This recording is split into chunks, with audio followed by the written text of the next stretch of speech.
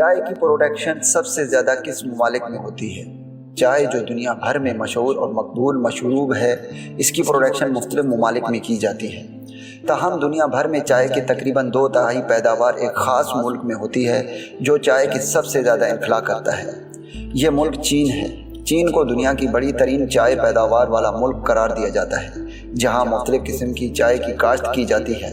یہاں کے مناظر خوبصورت اور موسم معتدل ہونے کی بنا پر چائے کی کاشت کے لیے موزوں موقع موجود ہے، بلکہ چائے کی کاشت کا ایک عرصہ تقریباً 2000 سال سے زیادہ ہو چکا ہے۔ چائے کی تعداد مختلف پروونسز میں کی جاتی ہے، جیسے یونان، آسام اور دارالجیلنگ۔ ان میں سے ہر ایک پروونسز چائے کی ایک مخصوص قسم کا انتہائی معروف منڈرات ہے۔